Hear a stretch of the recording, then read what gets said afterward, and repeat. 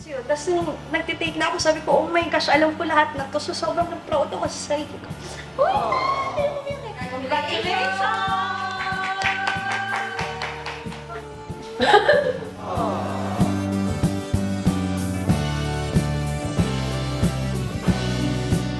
Ay, sobrang hirap. To the point na nagkakasakit na ako, ganong level na kailangan may mga nights na hindi talaga ako natutulog kasi kailangan kong mag-review. I mean, hindi pa ako tapos sa trabaho ko, sa taping ko.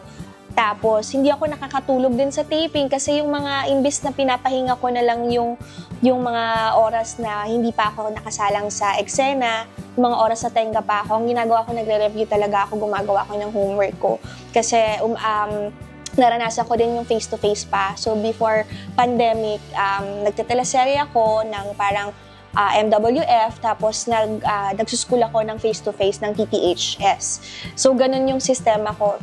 Kaya sobrang hirap, nagkaroon ako ng vertigo kasi nga kulang sa pahinga, sa tulog, na-stress ako kasi pressure, kailangan ko mag-memorize ng script, kailangan ko din mag-memorize ng mga terms dahil examination or may quiz kami, may mga surprise quiz. So, yeah, sobrang mahirap pero at the same time, masarap sa pakiramdam kasi alam ko na at the end of the day, ako rin naman magbe-benefit nito and para rin naman sa akin to kasi syempre gusto ko rin talaga matuto, ayoko masayang yung binabayad ko sa pag-aaral ko. So, gusto ko talaga siyang matapos. Sa totoo lang, every time na tinatanong ako about sa graduation ko, emotional talaga ako. Katulad ngayon. Hindi, kasi iba talaga yung pakiramdam talaga. As in, kung masisilip lang nila yung everyday ko, kung kapag may mga assignments ako, may mga deadline ako na kailangan i-meet, talagang, oh my gosh, ang hirap niya. So, ang sarap sa pakiramdam na finally ito, matatapos ko na siya. Hindi biro yung pinagdaanan ko.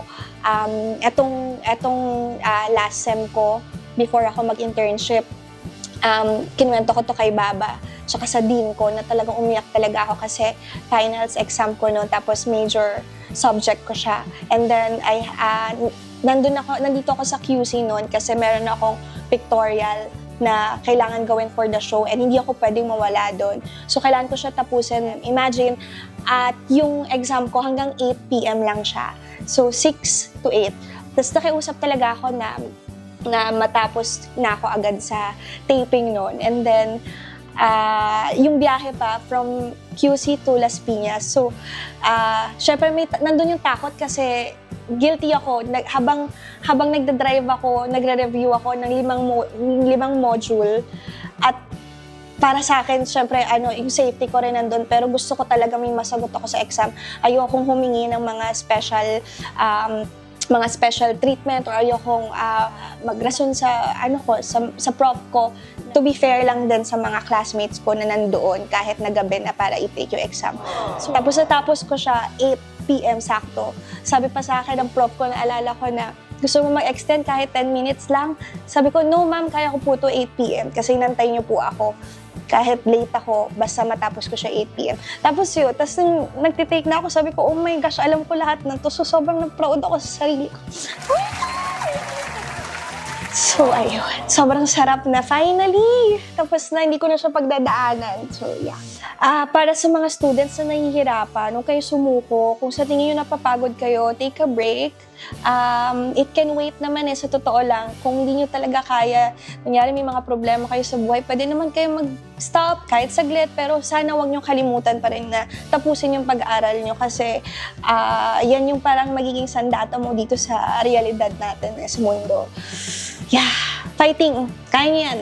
At dahil fighting, congratulations!